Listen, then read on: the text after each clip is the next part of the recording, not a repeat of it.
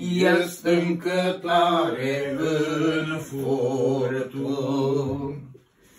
În el vreau să mă încred, el e stânca mea, e stânca mea, e stânca mea.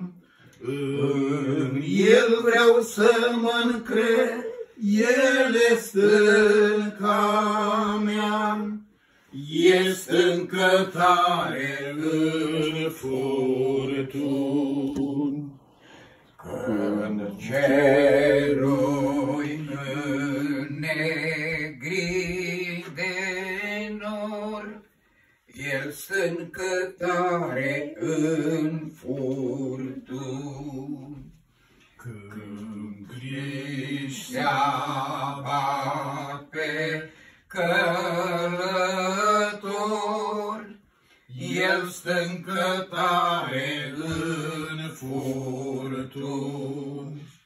În el vreau să mă încred, el e stânca mea, e stânca mea, e stânca mea. În el vreau să mă încred, el e stânca mea, e stâncă tare în furtuni. Iubește valul spumegat, el stâncă tare în furtuni. Tu stai atunci ancorat, de stâncă tare în furtuni. În el vreau să mă încred, el e stânca mea, e stânca mea, e stânca mea. În el vreau să mă încred, el e stânca mea, e stâncă tare în furtuni. O scumântuitor iubit, e stâncă tare în furtuni. Tu care totul l-ai clădit, la glasul ți-amunțesc furtuni. În el vreau să mă încred, el e stânca mea, e stânca mea, e stânca mea. În el vreau să mă încred, el e stânca mea, e stâncă tare în furtuni. Ne rugăm. Binecuvântat să fie numele Tău, Mântuitorule iubit, că la sfârșitul zilei, Doamne, la această oră de seară, ora 8, stăm înaintea Ta. Mulțumim de călăuzire, Doamne, de-a lungul anilor de când Te-am cunoscut și îți mulțumim că de fiecare dată, Doamne, când am apelat la Tine, știind că Tu ești stânca noastră, ne-ai răspuns, Doamne, la rugăciune, la trăire în viața. Doamne, mulțumim că și în seara asta ești gata să ne deschizi Scripturile și dorim ca inimile noastre să fie umplute de Tine, de cuvântul Tău. Avem multă nevoie de ajutorul Tău, Doamne, noi ne-am așezat temelia noastră a vieții și a sufletului nostru pe stânca care este, Doamne, stânca care nu poate, Doamne, să rămână să se surpe niciodată, pentru că Tu ești Dumnezeul adevărat și viața veșnică. Te rugăm ca în seara asta, Doamne, prin cuvântul Tău, să ne îndrepți privirile la mai marii noștri care au trăit înaintea noastră, Doamne. Bătrânii, slujitorii Tăi, Doamne, care au rămas în picioare în diferite situații de încercări, de ispite și au dus sfințirea până la capăt în frică de Dumnezeu și în ascultare de El. Așteptăm ca și în seara asta, Doamne, să ne dai un cuvânt prielnic, prin care să hrănești sufletele noastre. Ajută-ne să pricepem tot ce vrei să ne înveți și a Ta să fie slava că ne vei însoți în lucrare și Te binecuvântăm. Amin. Amin. Amin.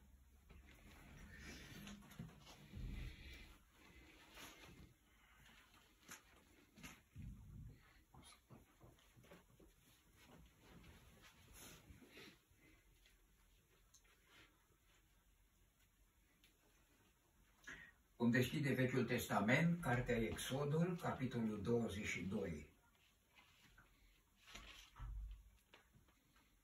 Versetul 25. Moise a văzut că poporul era fără frâu, căci Aron îl făcuse să fie fără frâu, spre bagiocora vrăjmașilor săi. S-a așezat la ușa taberii și a zis: cine este pentru Domnul să vină la mine? Și toți copiii lui Levi s-au strâns la el. El le-a zis: așa vorbește Domnul, Dumnezeul lui Israel. Fiecare din voi să se încingă cu sabia, mergeți și străbateți tabăra de la o poartă la alta și fiecare să omoare pe fratele, pe prietenul și pe ruda sa. Copiii lui Levi au făcut după porunca lui Moise și aproape 3000 de oameni au pierit în ziua aceea din popor. Moise a zis: predați-vă azi în slujba Domnului, chiar cu jertfa fiului și fratelui vostru, pentru ca binecuvântarea lui să vină astăzi peste voi. O să continuăm pe parcurs și mai înainte. Aș vrea ca să ținem cont că în seara asta, fiind seara de rugăciune, o parte din mesaj o să fie cu privire la rugăciune și după aceea vom avea și evangelizare. Dumnezeul nostru pe care noi îl slujim a fost același. Oamenii s-au schimbat de fiecare dată. Fiecare după părerile lor, după înclinările inimii, comparat cu fiecare cât se temea de Dumnezeu. Cei care se temeau de Dumnezeu, cum era Moise, a fost un om serios peste casa lui Dumnezeu ca slugă. La el nu găsim decât o singură vină care a căzut în greșeală, că n-a dat slavă lui Dumnezeu, n-a pierdut cerul pentru asta. Dumnezeu l-a iertat. Interesant este pentru noi, oamenii se schimbau, poporul, și noi suntem la fel ca și poporul de atunci, nu suntem mai buni. Oamenii ăștia care au căzut în greșeală au fost că s-au luat după înclinările inimii și au cerut ca Dumnezeu să fie un Dumnezeu care să-l pipuie, să-l vadă, că Dumnezeu care le dăduse viață, care îi hrănea cu pâine și care le întreținea sănătatea și tot ce aveau nevoie, era un Dumnezeu care nu se vede. Așa este Dumnezeul pe care noi îl slujim, este un Dumnezeu nevăzut, dar simțit în putere. Dintre noi nimeni nu se culcă flămând. Un idol nu ne dă nimic, ăsta e mort și așa sunt și cei care se încred în el. Dumnezeul nostru pe care îl slujim este un Dumnezeu care ne hrănește, care ne dă apă, ne dă viață, ne dă sănătate. Și oamenii nu s-au mulțumit cu asta, pentru că era un Dumnezeu care nu se vede. Acum, pentru noi care slujim un Dumnezeu care nu se vede, dar simțit, este un Dumnezeu care se merită să ne temem de El. Și vom vedea pentru ce se merită ca Dumnezeu să fie ascultat. Spune că Moise ăsta, Aron, s-a lăsat după părerile oamenilor. Și Și oamenii au spus, fă-ne și nouă un Dumnezeu. E vorba de vițelul care a fost făurit de Aron, un vițel de aur, la care poporul a trebuit să dea neascultare și a mâniat pe Domnul. Am spus și data trecută, din câte mi reamintesc, Domnul Dumnezeu nu-i aduce altă mânie și eu aș schimba cuvântul mânie cu cuvântul durere. Se spune în același capitol despre Moise. Moise spune că s-a mâniat și el. Și eu refac, nu că Biblia nu e scrisă corect, dar să înțelegem mai bine, durerea lui Moise. El s-a unit cu durerea lui Dumnezeu și a trebuit, când a trebuit să se coboare cu tablele de pe munte, le-a sfărâmat de piciorul muntelui, pentru că a fost tare jignit Domnul Dumnezeu și Moise. Cine n-a fost jignit? N-a fost jignit decât Aron și a trebuit să-l deștepte Moise, spunându-i, măi omule, măi frățioare, ce ai făcut? Păi uite, poporul a aruncat vina pe popor. Să lăsăm meteahna asta care nu-i deloc bună nici pentru noi. Atunci când avem greșeli în viață, să nu aruncăm vina pe nimeni. Noi suntem cei care ne lăsăm ispitiți, înșelați și tot noi suntem aceia care avem de păgubit. Aș vrea să arătăm cât a costat abaterea asta a Israelului cu privire la vițelul pe care l-a făcut Aron. Ăsta nu s-a făcut treaba asta în câteva minute. M-am gândit deseori și normal așa este.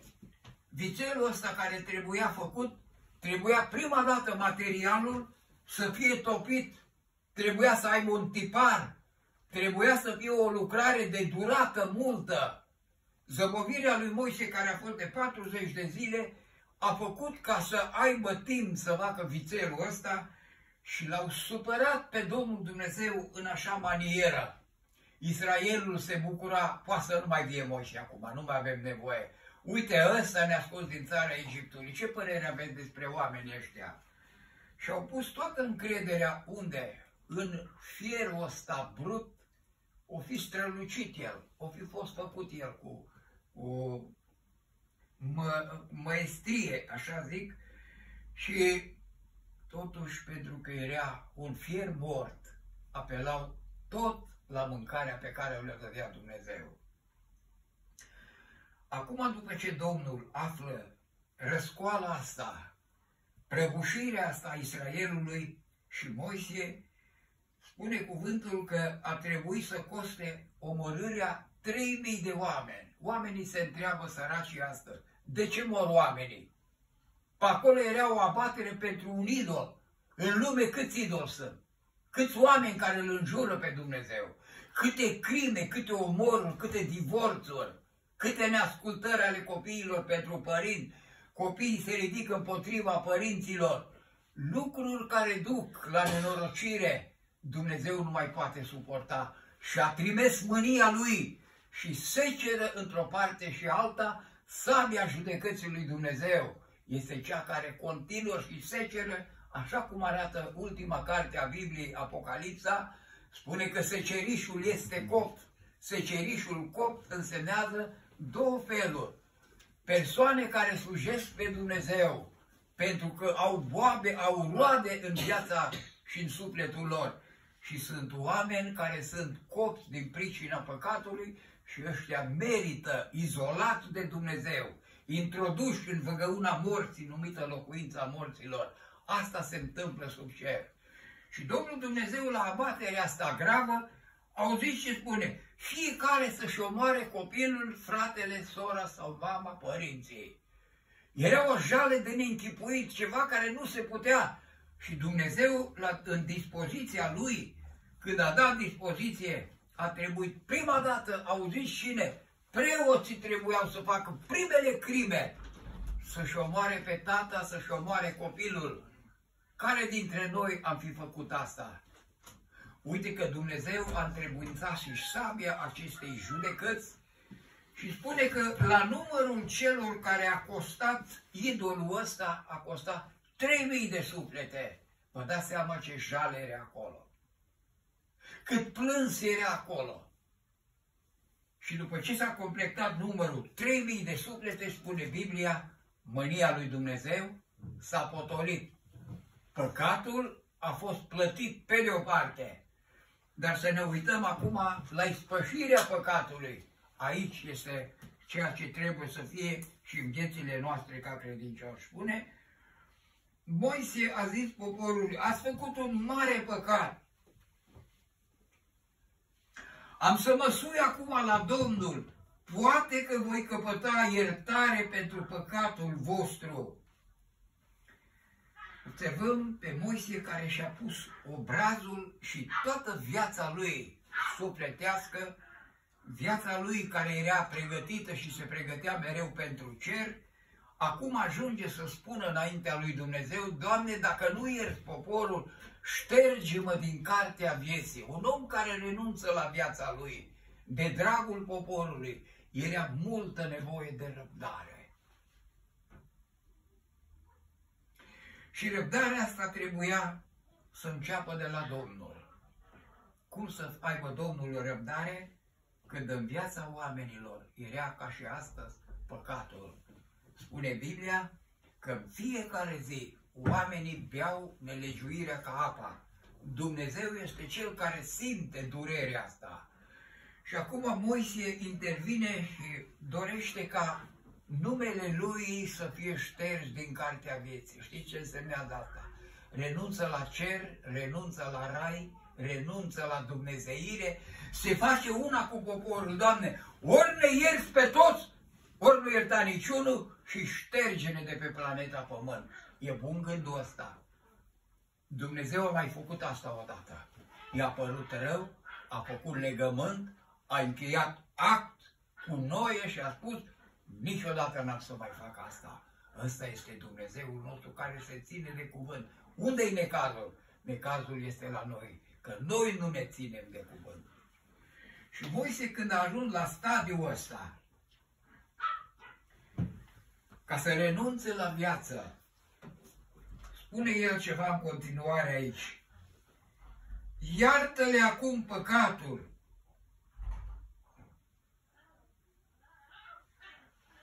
Dacă nu șterge-mă din cartea ta pe care ai scris-o. Domnul a zis lui Moise, pe cel ce a păcătuit împotriva mea, pe acela îl voi șterge din cartea mea. Domnul a lovit cu urgie poporul pentru că făcuse fițelul făurit de Aron. A lovit poporul și, cum am amintit, 3.000 de suflete. Și Moise acum dorea să știe ceva. Dacă păcatul fiind iertat, ăsta are nevoie de ispășire. Dumnezeu de la el a trebuit să plece scânteia îndurării, a milei față de oameni. Ei s-au podmolit, erau acum murdari. Moise se face una cu poporul, a fost și el mâniat și plin de durere. Și Domnul Dumnezeu, dacă întoarcem foaia în capitolul 14, uitați-vă, este ca un răsărit de soare peste Israel. Auziți ce spune Domnul Dumnezeu în urma păcatului? Spune așa, Domnul s-a pogorât într-un nor, a arătat într-un nor, a stătut acolo lângă el, lângă popor și lângă Moise și a rostit numele Domnului.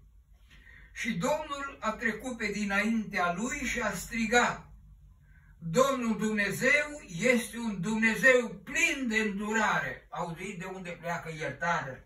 Mila lui Dumnezeu, îndurarea. Dumnezeu a uitat parcă, decât să șteargă pe Moise, decât să omoare poporul, spune Dumnezeu, eu sunt îndurare și eu nu mă schimb. Și atunci, uitați-vă, Dumnezeu scoate din inima lui ce are în inima lui și cuvintele lui, durerea de atunci, bucuria de a ierta, a rămas până în zilele noastre în Scriptură. Și Domnul a trecut pe dinaintea lui și a strigat, Domnul Dumnezeu este un Dumnezeu plin de îndurare, plin de bunătate și de credincioșie, care își ține dragostea până în mii de neamuri de oameni. Parcă-l văd pe Moise care apare înaintea poporului. Știți ceva? Uite că Dumnezeu ne-a iertat. N-a spus Dumnezeu v-a iertat. Ne-a iertat să face una cu poporul, una cu oamenii. Asta a făcut Domnul Iisus Hristos pentru noi. S-a făcut una cu noi. A trebuit să se facă păcat pentru noi. Asta este o slavă și pentru El și pentru noi. A putut să potolească mânia lui Dumnezeu. Interesant pentru noi să cunoaștem pe Domnul. Un Dumnezeu bogat în bunătate. Bunătatea asta la noi suntem foarte lipsiți de ea. Ține o bucată de timp și nu o mai avem și iar ne răzvrătim și iar ne răbufnim. La Dumnezeu este îndurare și spune bogăție. Așa cum oamenii strâng în gospodăriile lor bogății multe și nu se mai satură, Domnul Dumnezeu este bogat în bunătate. De fiecare dată când greșim, de fiecare dată când un păcătos cade în genunchi înaintea lui Dumnezeu, bogăția acestei bunătăți este care ajută pe oamenii sărmanii să vină la mântuire, să fie luați în brațe și cineva să plătească pentru ei. Asta e bucuria lui Dumnezeu. Și Domnul Iisus Hristos a plătit în locul nostru. În continuare spune Biblia, care își ține dragostea până în mii de neamuri de oameni, arătând Domnul Dumnezeu cu miile, bunătatea Lui a ajuns și până la noi. Suntem bucuroși pentru asta. De asta cântăm lui Dumnezeu și Biblia spune, lăudați pe Domnul că este bun. Citeam zilele acestea despre bogatul, tânărul bogat. A venit la Domnul Iisus și spune, bunul învățător, și Domnul Iisus n-a primit asta. Domnul Iisus este bun sau nu e bun? Este bun. Dacă nu era bun, nu murea pentru noi. Dar de ce n-a primit cuvântul să-i se spună lui, să-i se dea cinstea asta, că El este bun? Știți de ce? S-a făcut una cu noi. Și pentru că noi suntem răi, n-a spus eu sunt bun și lumea este rea. Numai Dumnezeu este bun. Aici e mintea plină de înțelepciune. Cine vrea să observe și să bage de seamă, Domnul Iisus, din pricina noastră că s-a făcut una cu noi, aproape că a căzut ca într-o necinste de a primi cuvântul că El este bun. Și spune că Domnul Dumnezeu este singurul care este bun. Acum, împăratul David spune că Dumnezeul acesta bun și care este sfânt nu le apădă pe nimeni. Dacă ar fi vorba să caute Domnul Dumnezeu la fețele, nu mai zic oamenii necredincioși, la cei care slujim pe Domnul, găsește Dumnezeu greșeli la noi? În cartea Iov se spune că Dumnezeu găsește greșeli la îngeri. Cerurile nu sunt curate înaintea Lui. Cu atât mai mult ființa stricată și păcătoasă, omul care bea nelegiuirea ca apa. Atunci cum putem să devenim curați? Știți cum? Avem nevoie să apelăm de fiecare dată la sângele ispășitor al Domnului Iisus Hristos. El e gata să ierte, gata să ne împece cu Dumnezeu, gata să ne ajute în slăbiciunile noastre. Și spune cuvântul aici că Moise a stat acolo cu Domnul 40 de zile și 40 de nopți. N-a mâncat deloc pâine și n-a băut deloc apă. Și Domnul a scris pe table cuvintele legământului, cele 10 porunci care erau tablele lui Dumnezeu, scrisul lui Dumnezeu, cu degetul lui Dumnezeu. Ăsta este Dumnezeul pe care noi îl slujim și care se ține de cuvânt. Își ține legământul până la al miilea neam de oameni. Mă gândesc acum, dacă e vorba de mii de oameni de care se îndură, noi am intrat în legământul ăsta al miilor de oameni care Dumnezeu se îndură. Mă gândesc acum un lucru care repetăm mereu în vorbirile noastre și parcă orică se uită, ori nu băgăm de seamă și sunt bune repetările astea. De exemplu, Dumnezeu a iertat poporul. Cine a plătit? Că i-a iertat, au fost iertați. Păcatul trebuie plătit și ispășit. Cine a făcut asta? Știți cine a plătit? Cei 3000 de oameni morți au plătit cu viețile lor, dar nu s-a făcut ispășire. Asta a rămas o regulă înaintea lui Dumnezeu, că Israelul, de câte ori a avut abateri și de câte ori avem abateri și noi, Domnul Iisus Hristos este Cel care face ispășire pentru tot. La Dumnezeu nu se permite decât păcat ispășit să nu se mai vadă, ca și când n-a fost niciodată păcat. Asta, ispășirea, este cea mai grea. Iertarea lui Dumnezeu e mai simplă. Ea depinde de bunătate, depinde de îndurarea lui Dumnezeu. Dar când este vorba de ispășirea păcatului, nu o poate face nimeni în lumea și sub cerul care noi trăim, decât Domnul Iisus Hristos. Aș vrea să închei cu asta și o să cântăm o cântare și după cântare o să facem și puțină evangelizare. Eu am vrut să arăt puterea rugăciunii, puterea iertării și bunătății lui Dumnezeu și să înțelegem din asta că dacă nu mai venim la adunare să facem rugăciuni, cereri și mulțumiri, măcar acasă să le plecăm genunchiul înaintea Dumnezeului nostru și păcătorului nostru, pentru că merită. Dumnezeu este singurul care deține bunătatea maximă, care iartă pe toți păcătoșii de sub cer atunci când ei vin cu pocăință înaintea Lui. De asta ne-a iertat și pe noi. De asta Mântuitorul a făcut ispășire pe cruce pentru păcatele noastre. Dumnezeu este bun și Domnul Iisus plătește daunele noastre, amenziile noastre le plătește Domnul Iisus cu viața Lui, cu trupul Lui, cu sângele Lui și El să fie binecuvântat că merită. Amin. Amin. Amin.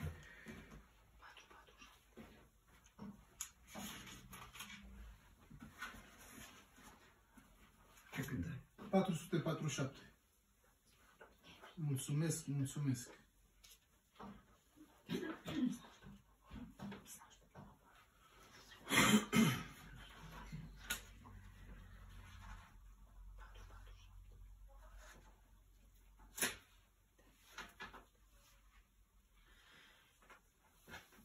Asta e nouă. Oile nu sunt desfăcute. Mulțumesc. Să cântăm cântarea 447. Mulțumesc, mulțumesc, Dumnezeul meu, pentru tot ce primesc din belșug mereu. Mulțumesc, mulțumesc pentru jertfa ta, căci prin ea viețuiesc și te pot înălța.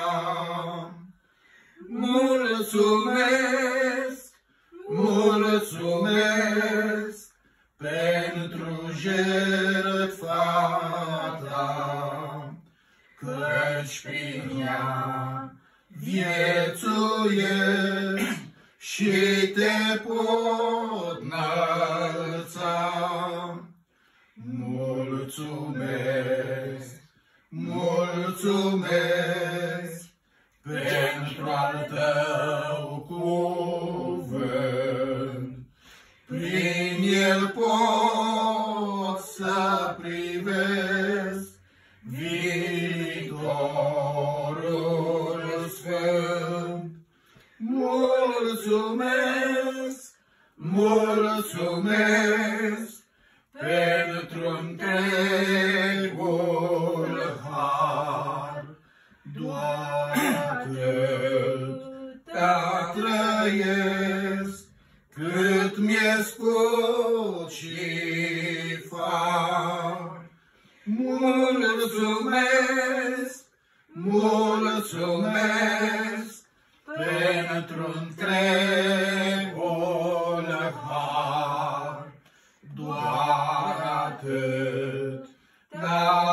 trăiesc, cât mi-e scurt și far. Mulțumesc,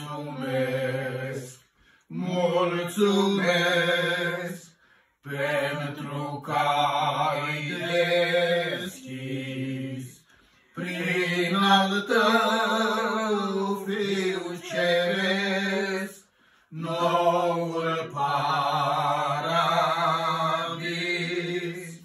Mulțumesc, mulțumesc, ești nemărginit.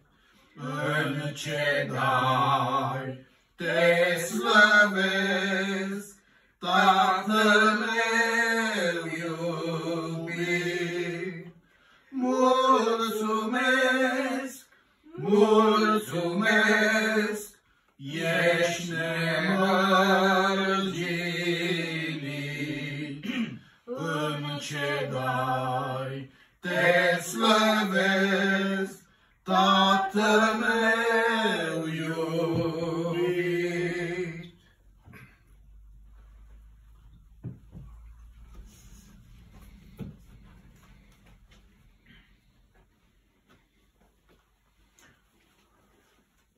Vom mai avea un cuvânt și pentru restul de frați care n-au fost la ora de rugăciune. Și am să citesc câteva locuri, dar primul va fi Isaia, capitolul 40.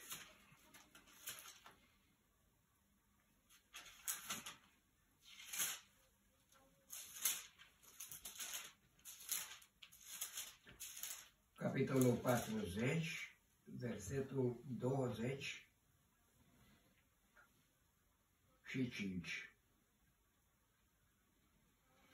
Cu cine mă veți asemăna ca să fiu deopotrivă cu el, zice cel Sfânt. Ridicați-vă ochii în sus și priviți. Cine a făcut aceste lucruri? Cine a făcut să meargă după număr în șir oștirea lor? El le cheamă pe toate pe nume. Așa de mare e puterea și tăria lui, că una nu lipsește. Pentru ce zici tu, Iacove?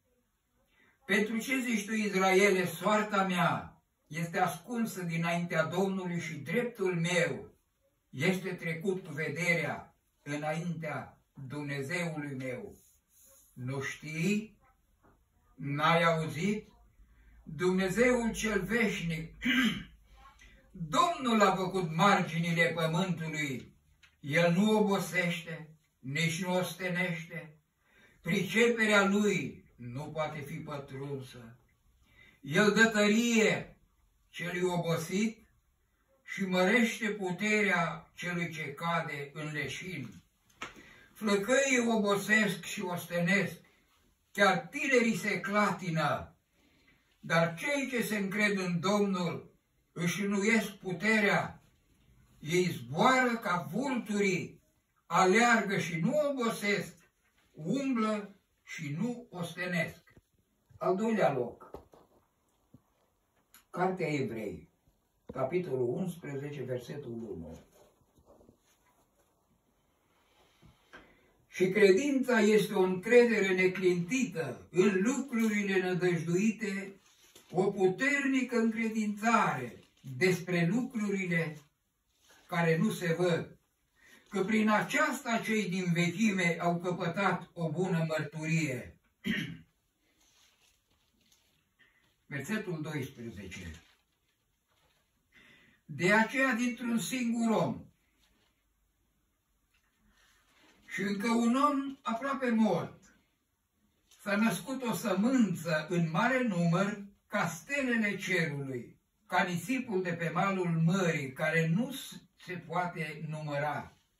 În credință au murit toți aceștia, fără să fi căpătat lucrurile făgăduite, doar le-au văzut și le-au urat de bine de departe, mărturisind că sunt străini și călători pe pământ. Cei ce vorbesc în felul acesta arată deslușit că sunt în căutarea unei patrii, Dacă ar fi avut în vedere pe cea din care ieșiseră, negreșit că ar fi avut vreme să se întoarcă în ea, dar doreau o patrie mai bună, adică o patrie cerească, de aceea lui Dumnezeu nu este rușine să se numească Dumnezeul lor, pentru că și le-a pregătit o cetate. Vreau să încep cu prima parte. Domnul Dumnezeu pune o întrebare: cu cine îl pot asemăna oamenii?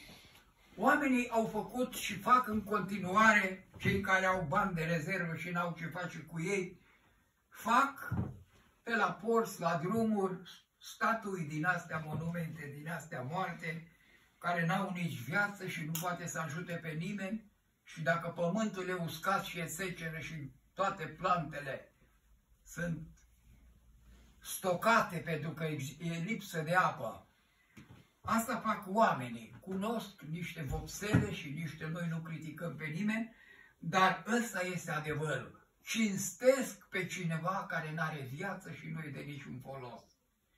Și spune în continuare Biblia, ca ăștia, morți, așa sunt cei care îi slujesc. Dumnezeul pe care noi îl slujim, Dumnezeul cel viu, Creatorul cerului și al pământului, ne pune întrebarea: cu cine vreți să mă asemănați pe mine? Care este cel mai înțelept om din lume să poată să spună măcar un cuvânt cu cine seamănă Dumnezeu? Păi nu l-a văzut nimeni. Mântuitorul nostru spunea: nimeni n-a văzut vreodată pe Dumnezeu. Moise a vorbit o parte din viață, aproape 80 de ani, cu Dumnezeu, dar nu l-a văzut la față. Și câți alții dintre slujitorii lui Dumnezeu nu l-au văzut la față. Și Domnul pune întrebarea: cu cine vreți să mă asemănați? Cu Dumnezei ăștia care sunt vopsiți cu pensul, la care n-au nicio putere. Nu? Și auziți ce spune?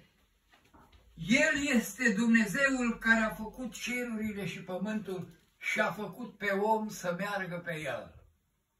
Dacă eu merg pe pământ, dacă am mâini și picioare, dacă am ochi și urechi, dacă am minte și pot să fac calcul la toate lucrurile, însemnează că Dumnezeu m-a înzestrat pe mine ca pe El. Știți ce ne lipsește nouă? Domnul Iisus ne-a promis ce vă spun eu că lipsește. Spune că eu le-am dat slava ta. Noi, dacă am avea slava Lui pe pământ aici, n-ar putea nimeni să ne reziste cu slavă. Dar slava este promisă și asta va fi în veșnicie. Și Domnul a spus în rugăciunea Lui de la Ioan capitolul 17, viața veșnică este aceasta, să te cunoască pe tine, singurul Dumnezeu adevărat, și pe Iisus Hristos pe care L-ai trimis tu. Și spune El înaintea Tatălui ca o mărturie plină de bucurie care ar trebui să facă inimile noastre să salte de bucurie. Spune: Doamne, eu le-am dat slava mea. N-a spus Dumnezeu: păi tu ce faci de slavă? În rugăciunea Lui în continuare spune: Doamne, binecuvintează-mă cu slava care am avut înainte de a fi lumea. Dumnezeul pe care noi slujim nu e lipsit de slavă. Are slăvile acestea care nu se termină niciodată. Și Dumnezeu este Cel care ne-a îmbrăcat în slavă. Ca să fim îmbrăcați în slavă trebuie să credem cuvintele Lui. Cine nu crede cuvântul Lui rămâne sărac, orb și gol. Spune în Apocalipsa. Aș vrea să repet cele citite. Ridicați-vă ochii în sus și priviți. Cine a făcut aceste lucruri? Cine a făcut să meargă după număr, în șir, oștirea lor? El le cheamă pe toate pe nume. Așa de mare e puterea și tăria Lui, că nimic nu lipsește din tot ce a făcut Dumnezeu. Auziți, are numele pus la toate. Mă gândesc, o fi stând de vorbă Dumnezeu cu stelele? Sigur că da. De asta spune că le cheamă pe nume. Atunci când Domnul cheamă o stea și ea spune: iată-mă, Doamne, e gata să asculte. Dumnezeu și am vrut să văd dacă ești acolo. Nu spune Dumnezeu așa. El cu steaua aia are de vorbă, nu? Și spune că pe Dumnezeu îl laudă vânturile, îl laudă stelele. În cartea Iov spune că atunci când Domnul Dumnezeu a creat pământul, Stelele au început să cânte de bucurie că Domnul Dumnezeu a făcut pământul și din el a făcut minunățiile care, sigur, ne bucurăm și noi de ele și nu se mai sată în lumea cu tot ceea ce este din pământ. Și auziți ce spune Biblia?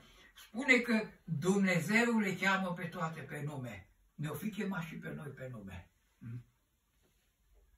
Dumnezeu ne cunoaște numele la toți.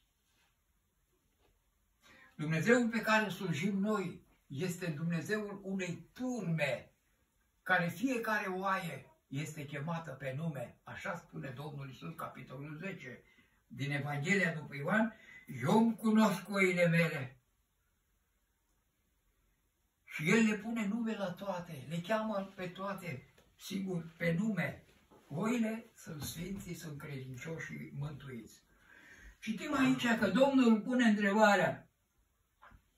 Spune că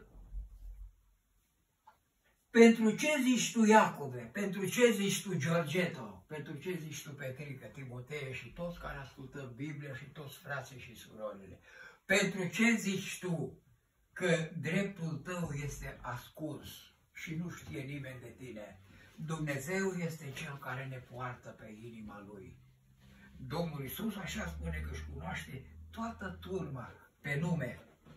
Și aici spune cuvântul: nu știi, n-ai auzit, Dumnezeul cel veșnic, Domnul a făcut marginile pământului, El nu obosește, nici nu ostenește, priceperea Lui nu poate fi pătrunsă. Citeam câteva ore acum în urmă în cartea Iov, o întrebare la care nu poate să răspundă tot pământul. Suntem așa de mici la întrebarea care o pune Dumnezeu. Zice: unde erai tu când am întemeiat eu pământul? Spune dacă ai pricepere. Și să răspundă la întrebarea asta? Orice om, de la Adam și până la ultimul om care se va naște, trebuie să-și pună ca un lacăt la gură și să spună: Doamne, nu știm unde ai fost. Unde am fost eu acum 6000 de ani? Cum să răspund la asta? Și pune altă întrebare: cunoști legile cerului? Cine se pocăiește, cine citește Biblia, cine primește pe Domnul Iisus, cine are nașterea din nou, ăsta cunoaște legile cerului. Sărmanii oameni care ne întâlnim cu ei în fiecare zi, care sunt lipsiți de aceste bunuri dumnezeiești, nu cunosc legile cerului. Legile cerului sunt astea: să recunoaștem în Dumnezeu pe Creatorul nostru, să recunoaștem în Domnul Iisus Salvatorul și Spășitorul păcatelor noastre. Prin ambele puteri de dumnezeire, Dumnezeu ne oferă nașterea din nou, să fim alți oameni ca să cunoaștem pe Dumnezeu și pe Domnul Iisus Mântuitorul nostru. Cine nu citește Biblia, de la care toate lucrurile astea pleacă, de la frica de Domnul. Și spune că atunci când Domnul Dumnezeu a făcut toate lucrurile astea pe care le-a creat, spune că El nu obosește. Care mai vă aduceți aminte în ce nu obosește Dumnezeu? Știți în ce nu obosește? În iertare. Dacă toată planeta Pământ vine într-o zi: Doamne, mă ierți și pe mine, mântuirea nu-i globală, nu-i colectivă. Și dacă oamenii ar sta la rând, la coadă și ar veni înaintea lui Dumnezeu: Doamne, vreau, mă pocăiesc înaintea Ta, mă pot ierta, te pot ierta. Invers, la Domnul Iisus: Doamne, ai mântuire și pentru mine, ai iertare de păcate, am pentru toată lumea. Ăsta e Dumnezeul nostru, ăsta e Mântuitorul nostru. De ce nu o fac oamenii? Păi dacă te întorci la Dumnezeu, dacă primești mântuirea și iertarea păcatelor, trebuie imediat să se schimbe viața și la oameni nu vrea asta. Uitați-vă ce se discută în lumea asta, la toate aparatele astea electronice: înțelepciune, înțelepciune, înțelepciune. Pământească, și Dumnezeu o numește asta nebunie. Oamenii înțelepți poate să n-aibă nicio clasă. Dacă ai învățat temerea de Dumnezeu și pocăința, ești pe locul numărul 1 înaintea lui Dumnezeu. Înțelepciunea pentru pământ e bună aici. Unde se termină asta? La groapă. Săracii oameni, m-am gândit de multe ori la medici. Tot ce scoate, alții sunt ingineri, alții au fost aviatori, diferite meserii cu specialități înalte. Și când omul moare, merge cu toate astea, grămadă în pământ. S-a uitat tot. Numai sfinții care slujesc pe Dumnezeu, ei trec de viața asta la viața veșnică. Pentru că și-au asigurat sufletul în mâna lui Dumnezeu, care Biblia spune așa, veniți la mine, spune Domnul Iisus, toți trudiții și toți împovărați. Spune Biblia că Dumnezeu n-a ostenit în toată lucrarea Lui. Și un lucru cel mai interesant, nu obosește în iertare. Se apropie timpul, sigur, pentru terminarea lucrării, dar vreau să remarcăm niște lucruri care ne interesează pe toți. Credința este o încredere neclintită, în Evrei, capitolul 11, cu 1. În lucrurile nădăjduite, o puternică încredințare despre lucrurile care nu se văd. Prin aceasta cei din vechime au căpătat bună mărturie, pentru că au crezut cuvintele lui Dumnezeu. Mă gândesc la noi când Domnul Dumnezeu spune, zice, noi știi ceva, sfârșitul oricărei făpturi este hotărât înaintea mea. Și parcă l-aud pe noi spunând, Doamne, mă îngrozesc când dau, dar știu că Tu o să faci asta. Un om al credinței. Fă-ți o corabie ca să scapi tu și familia ta. O să fac, Doamne. Și toată lumea va pieri. Tot ce este sub cer, de la animale până la om, am să șterg de pe fața pământului tot ce are suflare de viață. Și noi parcă l-aud, Doamne, știu că Tu poți să faci asta. Și Dumnezeu știe ce a spus lui Noe. Spune că omul ăsta a căpătat demnitatea de om neprihănit pentru că n-a spus lui Dumnezeu, dacă nu o fi așa. Asta e cel mai mare lucru, când Dumnezeu spune că păcatele ne sunt iertate și noi zice, păi dacă nu.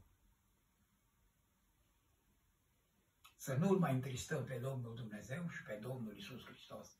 Ucenicul Ioan a marcat asta cu literă de foc în epistola lui spunând așa, copilașilor vă scriu aceste lucruri, ca să știți că voi care credeți în numele lui Iisus Hristos aveți iertarea păcatelor.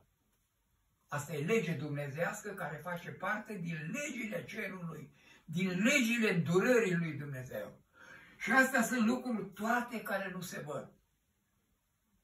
Credința se vede? Nici vorbă. Dar se simte? Se simte. Domnul Dumnezeu compară pe oamenii care cred de oamenii care nu cred și ăștia sunt separați. Îndurarea lui Dumnezeu și bunătatea lui e pentru toată lumea. Dar dacă oamenii nu vor să creadă, nu mai e de vină nici Dumnezeu, nici Domnul Iisus Hristos. Și atunci fiecare răspunde pentru viața lui. Credința e o încredere neclintită. Ăsta e darul lui Dumnezeu. Dacă noi n-am avea credință, vă spun, slujirea noastră este degeaba. Ne vom duce pe un drum care este toată lumea. Credința este darul lui Dumnezeu care ne ajută pe noi să credem că păcatele ne sunt iertate și că Domnul Iisus Hristos, Mântuitorul, e Mântuitorul personal al fiecărui păcătos și fiecărei păcătoase. De asta Biblia spune aici, e o încredere neclintită despre lucrurile care nu se văd. Ucenicii au avut singuri partea asta bună, să-L vadă pe Dumnezeul ispășitorul păcatelor. Au dormit cu Domnul Iisus, au mâncat cu El. Ioan a stat pe pieptul lui, au călătorit pe mare, între oameni, au văzut minuni. Singurii care au avut fericită ocazie să vadă viața dumnezeiască pe pământ a Domnului Iisus Mântuitor. Acum noi nu pierdem nimic dacă suntem oamenii credinței, pentru că noi știm că atunci când Domnul Iisus la cuvântul lui s-a oprit, s-au umplut 2 corăbii de pește și au început să se afunde corăbile. Petru a început să fugă la o parte și spune, Doamne, nu mai stau cu Tine, eu sunt un păcător, pleacă de la mine. Și Domnul îi spune, Petre, rămâi în continuare, de acum o să fii pescar de oameni. Ei au avut fericita ocazie să-L vadă pe Domnul Iisus Hristos făcând minunile Lui. Ce să mai spunem de alte minuni în Scriptură, învierile și câte. Trecem la partea versetului care l-am citit. De aceea, dintr-un singur om și un om aproape mort, s-a născut o sămânță în mare număr, ca stelele cerului și ca nisipul de pe malul mării, care nu se poate număra. Un om aproape mort. Știți cât a avut Avram când s-a născut Isaac? 100 de ani.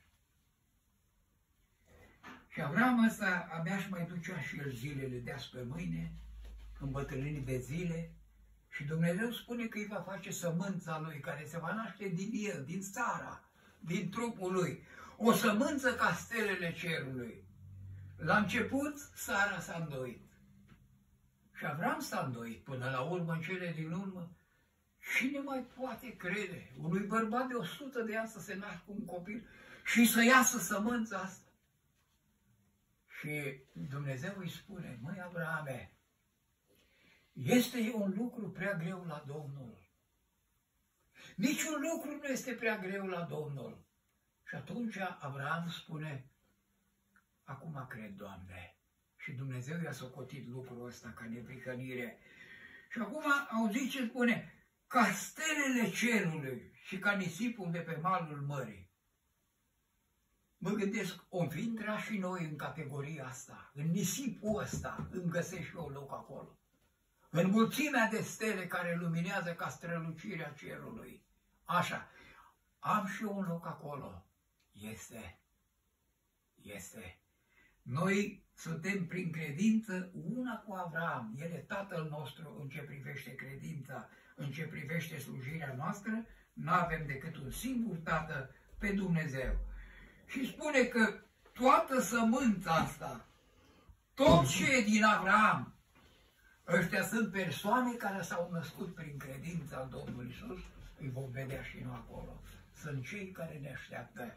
Și spune cuvântul că toți au murit cu credință, să dea Dumnezeu. Să nu ne mai înfiorăm de virusul ăsta. Cine vrea să se gândească la virus, treaba lui.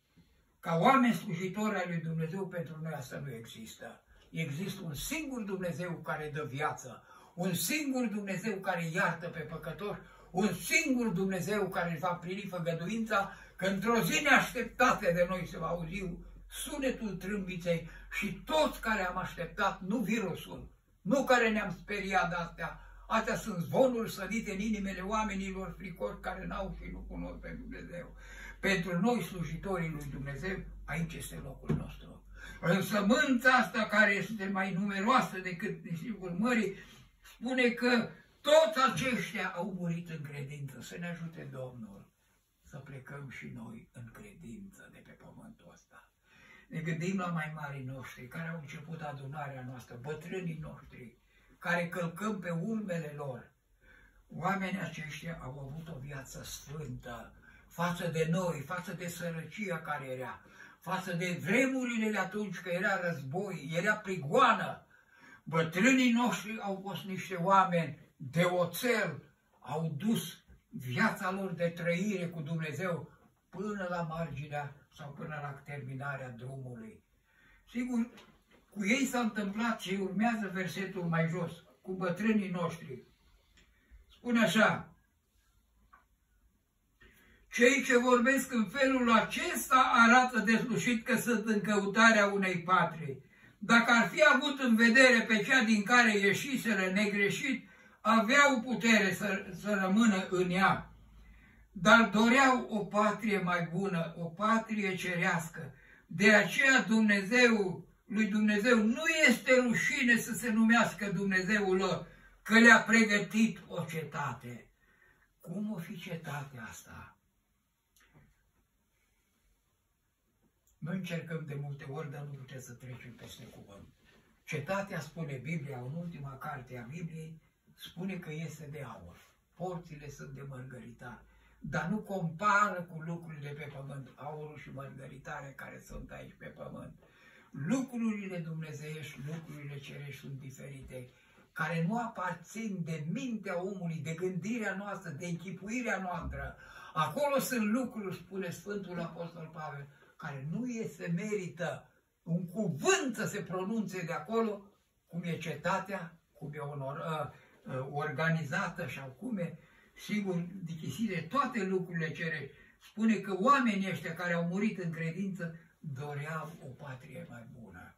Că aici, patria în care trăim, o vedem plină de cancere, a venit și virusul ăsta neașteptatul, care a secerat și seceră în continuu atâta lume și toată lumea se întreabă de ce. Numai Dumnezeu știe cât va dura asta. Pentru noi cei care slujim pe Domnul, nu ne interesează virusul. Pe noi ne interesează trăirea cu Dumnezeu. Pe noi ne interesează viața veșnică, cerul, acolo e locuința noastră. Și iată ultimul cuvânt cu care vreau să închei este ăsta. Prin credință a adus Avraam jertfă pe Isaac când a fost pus la încercare și el care primise făgăduințele cu bucurie a adus jertfă pe singurul lui fiu. Un om care știa ce face, un om care nu se înșela în treaba lui, un om secret cu Dumnezeu. De ce spun asta? Că a fost un om secret. Ce se întâmpla dacă se ducea la Sara și spunea, măi, nevastă, măi, Sara, știi ceva? Mă, noi slujim pe Dumnezeu ăsta sfântul, măi, un Dumnezeu minunat. E un Dumnezeu care, uite, a venit și a stat în casa noastră, a mâncat la masa noastră. Mă, dar m-a pus într-o stare de idee, nu mai știu ce să fac. Să te întreb și pe tine, tu ce zici? A zis că să aduc și copilul și să-l junghiem, să-l punem pe lemn, să facă cenuși. Tu ce părere ai? Ascultăm de Dumnezeu? Sau mergem așa, ca oamenii ăștia, că uite că oamenii ăștia sunt liniștiți numai noi. Mi se pun greutăți din asta. Asta e ultima greutate care nu mai putem duce. N-a spus la nimeni. A trebuit să facă asta între el și Dumnezeu. Și spune Apostolul Pavel, el știa că Dumnezeu, din cenușa care va ființa, va face un om și va ieși sămânța asta ca stelele cerului. Un om al credinței, să dea Domnul, să ne uităm la părinții ăștia care au slujit pe Domnul. Unde sunt ei acum? Sunt în cer. Acolo e și locul nostru. Ispășirea păcatelor lor, cine a făcut-o? Mântuitorul pe cruce. El a făcut și ispășire pentru păcatele noastre. El să fie slăvit și lăudat pentru tot ce a făcut pentru noi. Să urmăm până la capăt, că se merită. Amin. Amin. Amin. 215. Călător pe acest pământ sunt. Da.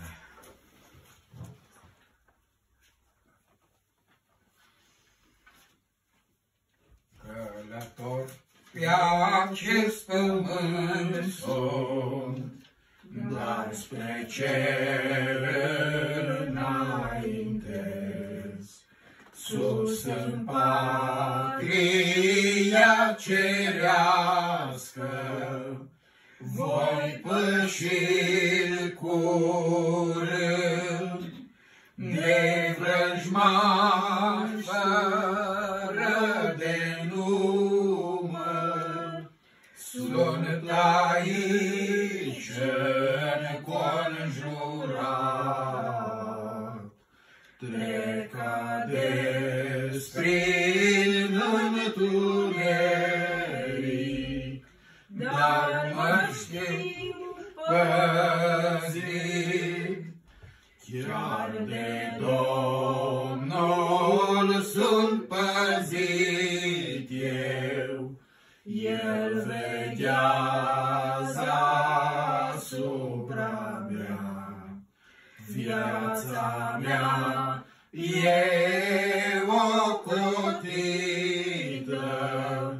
chiar de mâna sa, în furtuna cea mai mare, în necazuri și dureri. Glasul lui mă îmbărbătează,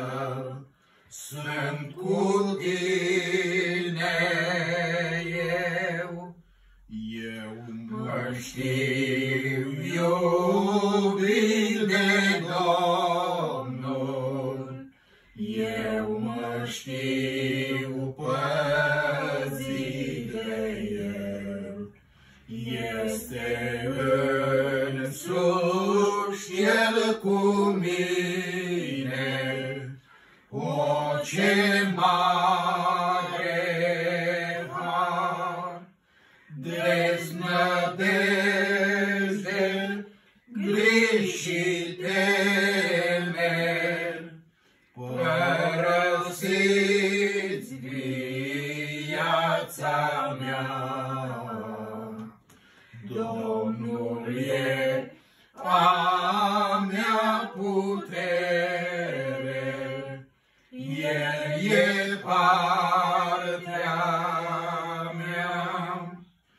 Chiar de trec prin suferință,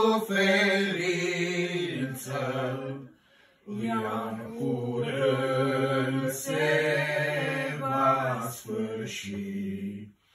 Domnul meu din cer veni va să mă ia cu El. Orice lacrimă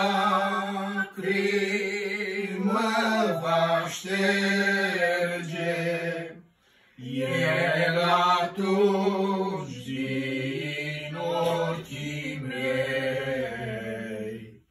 În frumosul cer de-a pururi voi fi lângă El.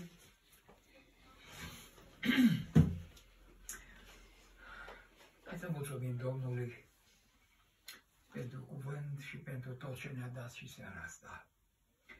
Binecuvântăm încă o dată, Tatăl nostru bun, numele Tău. Doamne, din toate zilele care le-a petrecut în săptămâna asta, Doamne, asta este cea mai importantă. Am stat în legătură cu Tine, am stat în legătură cu cerul. Îți mulțumim, Doamne, că Domnul Iisus Hristos este bucuria și plăcerea noastră. Îți mulțumim că Te-ai îndurat de El, Doamne, să ne-L trimiți în lumea asta. Ai privit cu milă spre noi, care făceam parte din al miilea neam de oameni, veacul de după urmă, probabil. Dar îți mulțumim, Doamne, că așa cum apostolii au fost apropiați de Tine, de Domnul Iisus, în timpul când El le vorbea pe pământ, în același fel, prin credință, Doamne, ne bucurăm și noi de prezența Ta. Tu ești Dumnezeul nostru, ești Tatăl nostru, Cel care ne-ai născut prin Evanghelie. Domnul Iisus Hristos este Salvatorul și Mântuitorul nostru. E fratele nostru cel mare, Doamne. Îți mulțumim că împreună facem parte de copiii cei mai aleși, cei mai iubiți de Tine, răscumpărați, puși deoparte, Doamne, pentru cer. În fruntea acestei coloane, care este ca un nor de martor, este Domnul Iisus Hristos. Biblia ne învață și ne spune, Doamne, să ne ațintim privirile la El, la Marele Apostol care a făcut călătoria pe pământ, în lungul și în latul Israelului și în alte sate și orașe de prin prejur, Doamne, vestind Evanghelia Împărăției.